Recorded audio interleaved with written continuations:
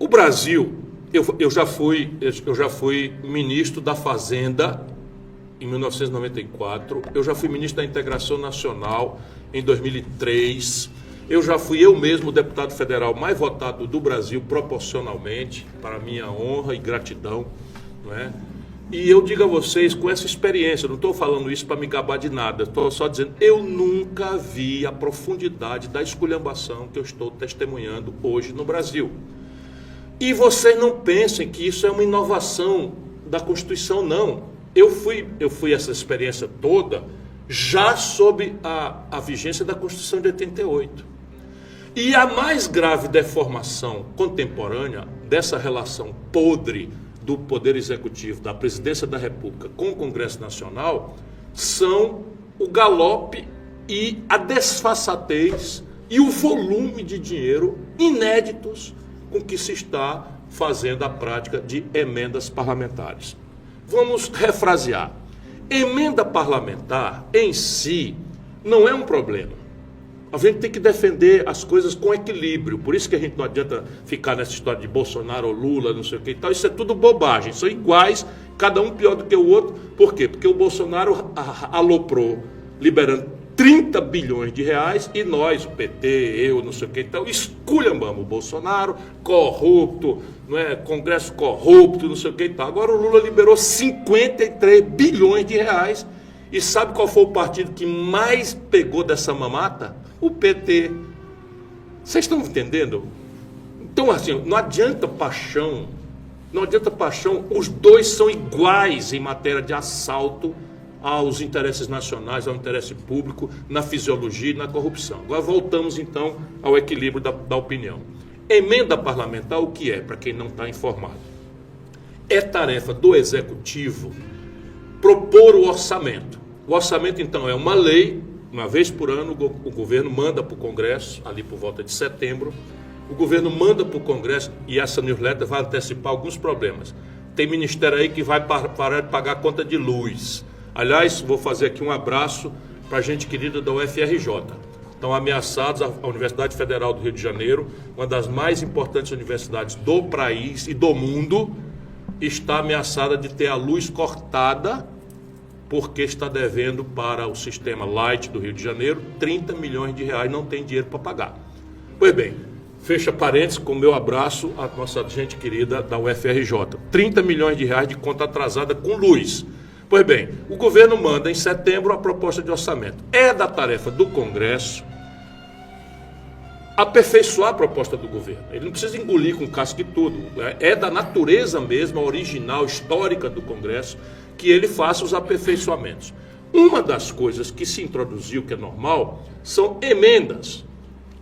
Emenda quer dizer um pedacinho de lei que você bota numa lei maior. Então é uma emenda para que uma parte do orçamento seja dirigida pelos parlamentares para as suas bases ou para seus interesses corporativos. Vamos supor que tenha um deputado muito interessado, né, na saúde das universidades, ele pode botar uma emenda para resolver o problema de custeio da UFRJ. Ou seja, as emendas são do gosto e da iniciativa do parlamentar. Até aí está tudo certo.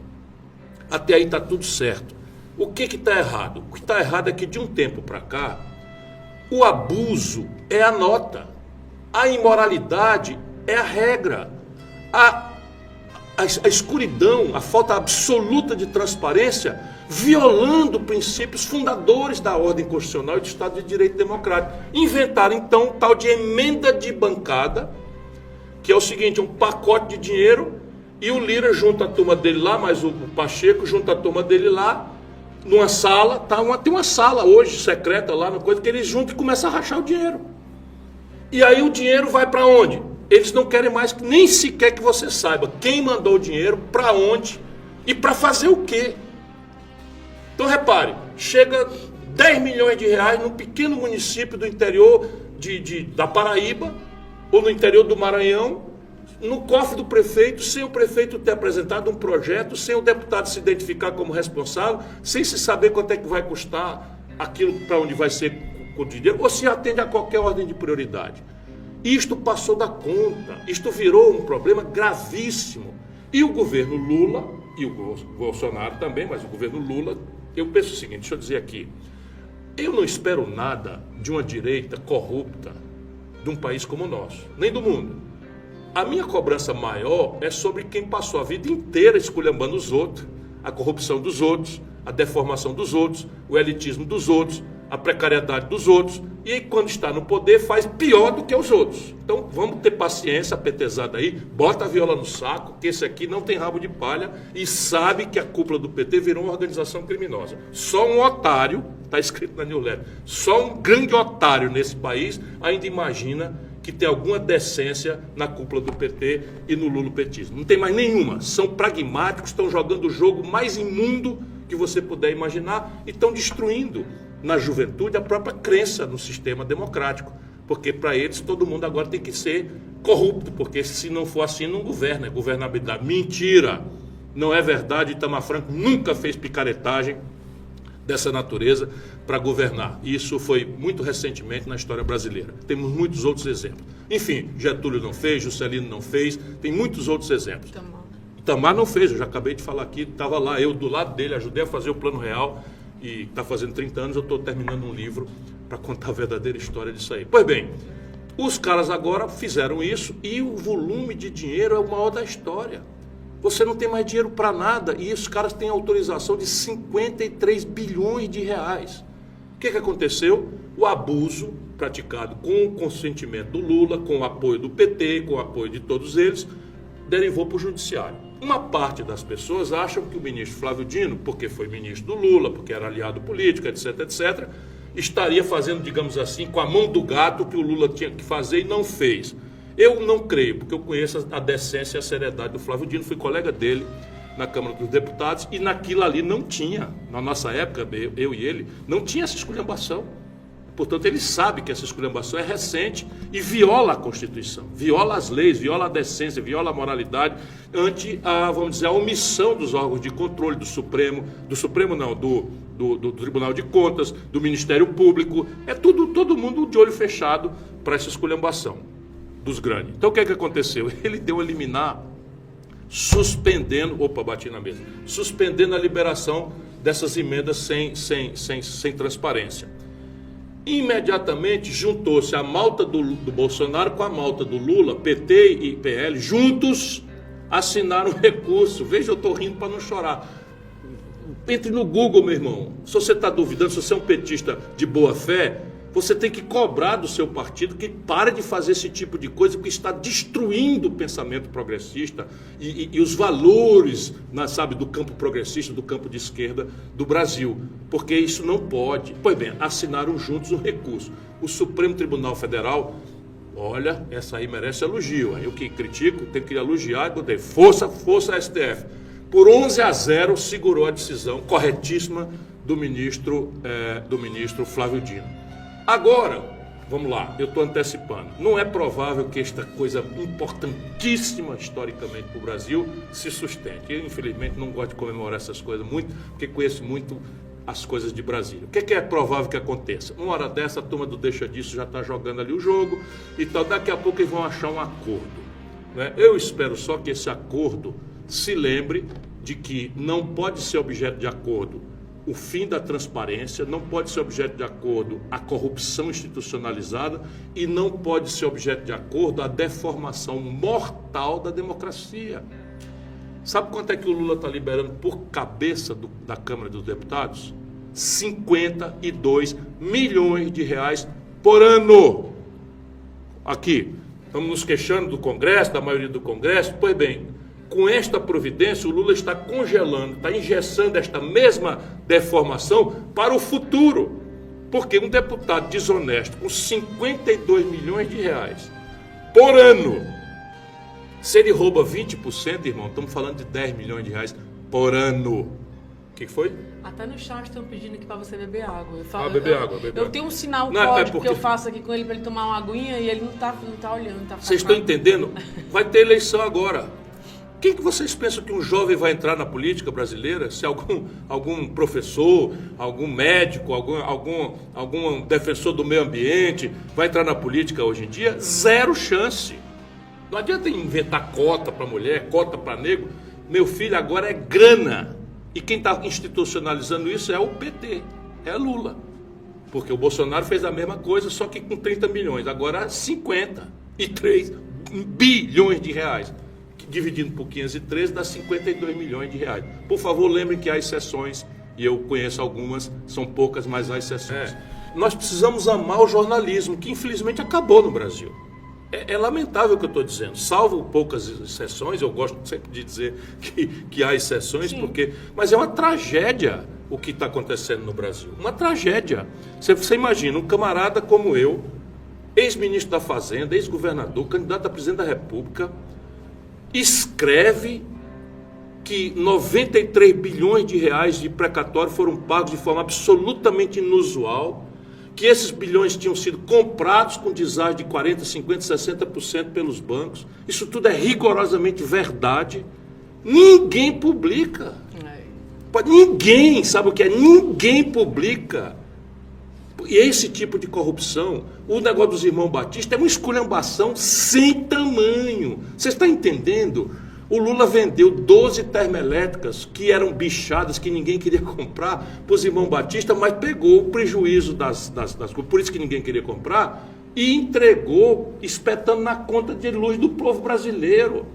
E depois transformou o passivo, a dívida da Amazonas em ação da Eletrobras, que aliás, a Eletrobras foi entregue pelo Bolsonaro, pelo mesmo trempe, o mesmo trio de fraudadores da Lojas Americanas, vou dizer os nomes, Jorge Paulo Lema, Sicupira e Teles, assumiram o controle da Eletrobras com menos de 2% do capital votante. Menos de 2% do capital votante, o Bolsonaro fez esse trambique e o Lula passou a mão por cima. É tudo na mesma... Estão comendo todos no mesmo coxe. Essa é a tragédia. E não tem imprensa. Por quê? Porque hoje os 5 grandes conglomerados de mídia no Brasil são quase todos dominados por bancos. E quando os bancos participam da fraude, da esculhambação, como é o caso da privatização vergonhosa, da forma como foi feita da Sabesp, como é o caso da venda da Amazonas Energia, como é o caso, enfim, dos precatórios, quando eles entram, não sai em mídia nenhuma. Não sai em mídia nenhuma. Então, faz o quê? Aí o Glenn Greenwald está conseguindo escrever e, de repente, você tem uma onda toda na mesma direção, esculhambando o Moraes. Opa, não era essa mesma onda que estava defendendo o Sérgio Moro, que cometeu arbitrariedades muito maiores do que essas, e com motivação subalterna. Porque ainda que eu não considere razoável, eu consigo ver boa intenção no ministro Alexandre de Moraes. Mas de boa intenção o inferno está cheio. Ele não tem nada que ser o xerife da nação, ele tem que se circunscrever à lei. Porque este é o império que nós precisamos e não de xerife ou de heróis no nosso país. Meu Deus. O que acontece no Brasil? Modernamente, para não compridar muita conversa, 2 problemas. Um de velocidade e outro de contradição insuperável. Velocidade. Quando amanhece no Japão, é de noite aqui. Aí a Bolsa do Japão cai 12%. O Banco Central japonês anunciou uma subida de 0,25% na taxa de juro anual de 0,1% e tal. E esses canalhas dizem que nós é que estamos certos aqui. E aí a Bolsa cai, é uma crise e tal, não sei o que e tal. O governo brasileiro não tem capacidade de reagir a esta integração de mercados na velocidade que a eletrônica, que a globalização financeira nos impôs. Por quê? Porque o Congresso Nacional tem um monopólio de fazer as leis e não tem nenhuma responsabilidade com a sustentação dessas leis, com a prática dessas leis. Então tem no Brasil lei que pega, lei que não pega. Então, e buracos de omissão em que o Supremo Tribunal vai e invade as atribuições políticas e fica legislando sem ter atribuição para isso. Por quê? Porque o chefe de Estado no Brasil não ocupa esse lugar. O Lula não se interessa, não conhece, não compreende, não quer o risco, porque só quer o poder pelo poder eternamente, pelo que eu conheço bastante profundamente da sua prática. Então, repare, o problema de velocidade é um, e o outro problema é mais grave ainda. Eu dou um exemplo para a gente não ficar muito na teoria, está tudo isso na newsletter também, não é? Por isso que eu escrevo com certo cuidado, com certo zelo, porque eu quero ajudar as pessoas a entenderem. Então, repare, quando eu era deputado, Quando eu era deputado, teve lá uns dias, poucos dias, em que o lobby dos empresários forçou a mão e revogaram a CPMF. Tiraram 70 bilhões de reais a valor histórico por ano dos cofres públicos. Poucos dias depois, e todo mundo bateu palma. A imprensa zona sempre comprada pelos ricos e tal. Pronto, perdemos 70 bilhões de reais por ano com a revogação da CPMF. Eu, deputado, não adiantou nada ir para a tribuna, dizer que isso é um problema, que ia agravar a crise brasileira, etc. Ninguém quis ouvir. Eu e mais poucas pessoas reclamando.